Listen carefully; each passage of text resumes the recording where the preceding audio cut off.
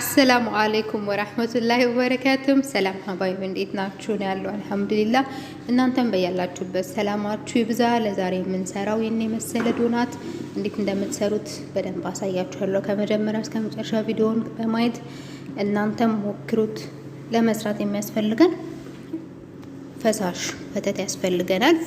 ፉል ክሬም የሆነ ወተት ያስፈልገናል። ይሄ ኩባያና 250 ሚሊ ሊትር ወተት አንድ ናቸው። 2 ኩባያ ወተት ወይንም ደግሞ አንዱ 250 ሚሊ የሚሆን ፈሳሽ ወተት ያስፈልገናል ማለት ነው። እንቁላል ቢጫውን ብቻ 2 እንቁላል ቢጫውን ብቻ ነጩን አውጥታችሁ ማለት ነው። 3 ማንኪያ ስኳር ነው የተጠቀምኩት። እውነት ለመናገር ስኳር አንሶታል። እኔ መጨረሻ ላይ በምን እንዳስተካከልኩት ታዩታላችሁ። 4-5 ማንኪያ ብታረጉ ራሱ በዛ አይባልም ማለት ነው። ለማንኛውም 4 ማንኪያ አድርጉትና ሞክሩት። እሺ እኔ 3 ነው ያደረኩት።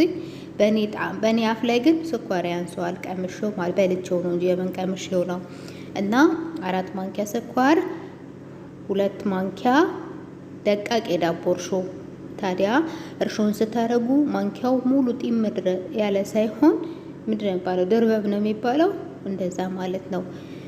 ቫኒላ ፈሳሽ ግማሽ ሊትር ወተት፣ 2 ቢጫው እንቁላል አስኳሉን ብቻ፣ 4 ማንኪያ ስኳር በትልቁ ሾርባ ማንኪያ ማለት ነው።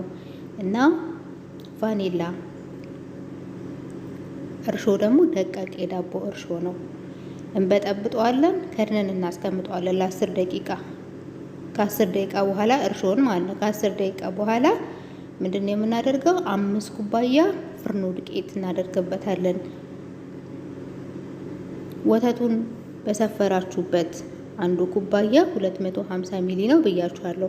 እሱም በሰፈራችሁበት ወተቱን በለካችሁበት ኩባያ 5 ኩባያ ፍርኖ ዱቄት፣ ትንሽዬ ጨው እናደርጋለን። አያችሁ፣ ትንሽ ጨው ጣፋጭ ስለሆነ ብዙ ጨው እንዳታረጉበት። ቤኪንግ ፓውደር ደግሞ እናደርግበታለን። ዱቄቱ ላይ ነው ጨውና ቤኪንግ ፓውደር ዱቄቱ ላይ ነው የምናደርገው አሁን ማለት ነው። 2 በሻይ ማንኪያ ወይንም ደግሞ በምግብ ማንኪያ 1 ሙሉ ድርበብ ነው የምናደርገው። ቤኪንግ ፓውደር እርሾ ስትሰፍሩ ጥንቃቄ አድርጉ። ላይ ድረስ ቁልል አታርጉት። ማንኪያውን አያችሁት? እኔ ጥርግ ያረኩ ነው የማውጣው ድርበብ እንዲሆን ላይ ቁልል እንዳይል ማለት ነው። ቤኪንግ ፓውደር የያዘው ሳህን እቃ ትንሽ ስለሆነ ነው በትንሿ ማንኪያ 2 ያደረኩት። በትልቁ 1 ሙሉ ማድረግ ትችላላችሁ። ሊጡን ካቦካችሁ በኋላ አብቅታችሁ ሳትጨርሱ ዱቄቱን እና ውሃው ከተዋሃደ በኋላ ዝብዳ 100 ግራም ዝብዳ ከፍሪጅ አውጥቼ ዝም ብዬ ኩሽና አስቀመጥኩት። ሳልጥ ማለት ነው። ለእንትኑን ቆዳውን ምንድነው በተሸፈነበትን ሳልከፍት። ከዛ ቀዘቃዜውን ሲለቅ ልክ ሊጡን ማለት ነው ካቦካው በኋላ ዱቄት እንደሌለው እርግጠኛ ስትሆኑ ቂቤውን አድርጋችሁ ሽት አድርጋችሁ በደንብ አብኩት። ከዛ ከርናችሁ ታስቀምጡታላችሁ። ሊጡ ኩፍ እንዲል ማለት ነው። አያችሁት? ሊጡ በጣም ልስልስ ያለ ነው መሆን ያለበት። የደረቀ እንዳታረጉት። የፈጣይር ያክል እንኳን እንደዛ ጠንካራ መሆን የለበትም። ራሱ ይታወቃችኋል። ልስልስ ያለ ነው። ቂቤው መጀመሪያ ላይ ትንሽ እንትን ይላችኋል፣ ቅልጥ እያለጃችሁ ላይ ቢሆንም በደንብ ሽት አድርጋችሁ ስታዋህዱት ይዋሃዳል ማለት ነው። ይሄ ወረቀት እንግዲህ በጣም ነው የሚያግዛችሁ ብያችኋለሁኝ። ይህን ወረቀት ቆራረጥኩት በምታዩት መጠን ማለት ነው። ታዩታላችሁ በድጋሚ የቆራረጥኩትን መጠን። ሊጡ በደንብ እንደዚህ ኩፍ ካለ በኋላ አያችሁት? ወረቀቱን በሳህን ላይ ያደረኩት በጣም ያግዛችኋል፣ በጣም ያስፈልጋችኋልም እንጂ ከሌላችሁ ደግሞ የእንጨት ሳህን ካላችሁ ወይ መክተፊያ ነገር እንደምታዩት ካጠገብ ያለው እንደሱ እንጨት ከሆነ አይይዝም። ሌላ ሳህን ላይ ግን ሊጡ ይጣበቅባችኋል። በኋላ ስታነሱት የቱ ጋር እንደሚጣበቅባችሁ አሳያችኋለሁ። ሊጡ እንደዚህ በደንብ ኩፍ ይበል። ምን ያህል ሰዓት ይፈጃል? እንደ እናንተ የኩሽናው አየር ይወስነዋል። ኩፍ ካለ በኋላ እንደዚህ አየሩን አስወጡት። አያችሁት? እኔ እንዴት እንዳደረኩት እንደሱ አየሩን አስወጡትና 4 ቦታ ቆራጡት ሊጡን ማለት ነው። ያው አንድ እጃችን ትልቅ አንድ እጃችን ትንሽ ያደርጋል። በእርግጥ ግን በቻላችሁት ሁላ እኩል ለማድረግ ሞክሩ። 4 ቦታ ካረግነው በኋላ አንደኛውን እንደዚህ አድርገን አሁን ታዩታላችሁ። ሴራሚክ ላይ እንዳታረጉት እየተጣበቀ እንዳያስቸግራችሁ። እኔ ስላልሞከርኩት ሴራሚክ ላይ አድርጉ ብዬ አልመክርም። አያችሁት? ከዛ አንዱ 5ም ሊወጣው ይችላል፣ አንዱ 4ም 6ም ሊወጣው ይችላል። እንደ እጃችሁ ቅድም 4ቱን ስትቆርጡ የነበረው የእጃችሁ መጠን ይወስነዋል። ከዛን የቆራረጣችሁትን ምን ታረጋላችሁ? እንደዚህ ክብ ታረጉታላችሁ። ሙሉ ሊጥ 4 ቦታ ቆረጥኩት። ከ4ቱ ደግሞ አንዱን አንስቼ እንደገና 4 ቦታ 5 ቦታ መቁረጥ ትችላላችሁ፣ ባያችሁ በቪዲዮ መሰረት ማለት ነው። ከዛ እንደዚህ ክብ አድርጉት በደንብ ማለት ነው። ከዛ በታችኛው ክብ የሆነው ከላይ አይደል? በታችኛው ነው አይደል? ወደ ውስጥ ያደረጋችሁ ያስተካከላችሁት። ይሁት አሁን እንዴት እንደማረቀው አምጥቼ እዚህ ወረቀት ላይ ቁጭ አደርገዋለሁ። አያችሁት? የኔ ዓላማ ቆንጆዬ ዶናት እንዲሆንላችሁ ነው። ወረቀቱ ለምንድን ነው የሚጠቅመው? በኋላ ሊጡን ስታነሱት ጥብቅ ብሎ አያስቸግርም። ሳህን ከሆነ ያስቸግራችኋል። አያችሁት? ይሄ ደግሞ 5 ሆነ።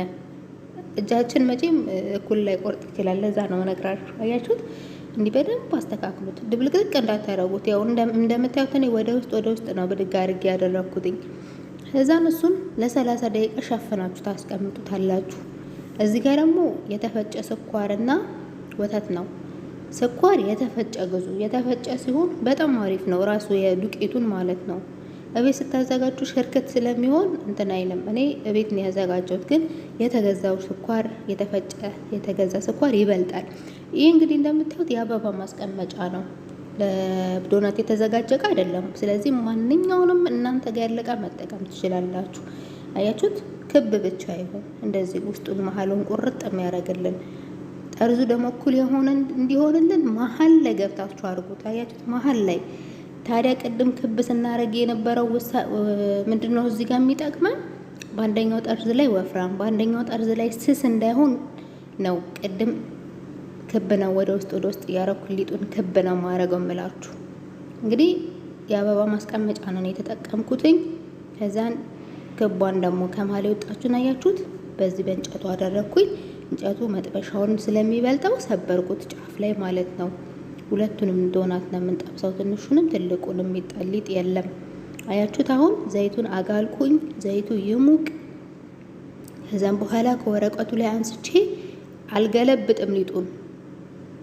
ሊጡን እንዳገለብጡት እንደዛ ወረቀቱ ላይ እንዳለ ሆኖ እዛ ዘይቱ ጋር ሄዳችሁ የምታስቀምጡት እንጂ ፊትለፊቱን አንስታችሁ ዘይቱ ላይ አትገለብጡትም። አሳያችኋለሁ። ቆይ ቀረብ አድርጌ አሳያችኋለሁ።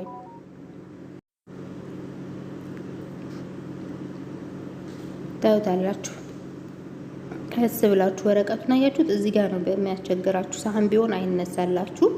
እንደምታዩት ቀስ ብላችሁ ዘይቱ በደንብ ይሞቅ። ከዛም በኋላ ጋዙን ቀንሱት። አንዴ ከሞቀ በኋላ ማለት ነው፣ እንዳያርባችሁ፣ ውስጡ ሳይበስል እንዳያርባችሁ። ብዙ ሰዓት አይፈልግም። አያችሁት? እንዴት ነው የማደርገው? እጄን ተጠንቅቄ ሳትረሱ እዛው እንዳለ ከወረቀቱ ስር የነበረውን አቀማመጥ ዘይቱ ላይም ነው የምንደግመው ማለት ነው። እሺ አያችሁት? ጋዙን ቀንሱት። ወዲያው ነው ቡም የሚሆንባችሁ። ይህ እንጨት ብትጠቀሙ በጣም አሪፍ ነው ለማገላበጥ ማለት ነው። ጠርዙ ላይ እንትን አይልባችሁም፣ ቅርጹን አያበላሽባችሁም እንጨቱ ማለት ነው። ለምን መሀል ላይ ይዛችሁ ስለምትገለብጡ። ከዛን አንዱ ቡኒ እስኪሆን አጠብቁ።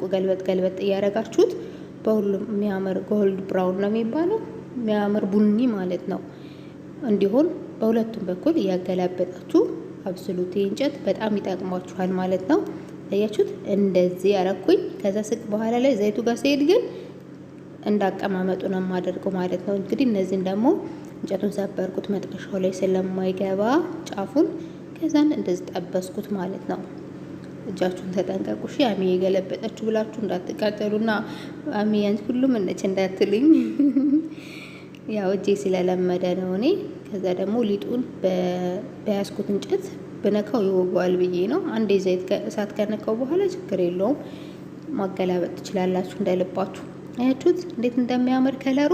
ልክ እንደዚህ ያማረ ዶናት እንደምትሰሩ ተስፋ አድርጋለሁ። እያንዳንዱን ሰምታችሁ ከተገበራችሁት እርግጠኛ ነኝ ይሳካል። እና ስኳር እኔ በጣም እዚህ ጋር ብዙ አድርገን በላ ነው እንጂ ሰናቦካ 4 ወይ 5 ማንኪያ አድርጉት ያልኳችሁ ለዛ ነው። አነሰው 3 ማንኪያ ለእኔ ማለት ነው። ከዛን ስኳር እንዲነሰንስበታለን። ከፈለግን ቸኮሌት ሳቅልጣችሁ መቀባት ትችላላችሁ። ዲኮር እንግዲህ እናንተ ቤት ነው ያለው፣ እንደ ፍርጫችሁ አድርጉ።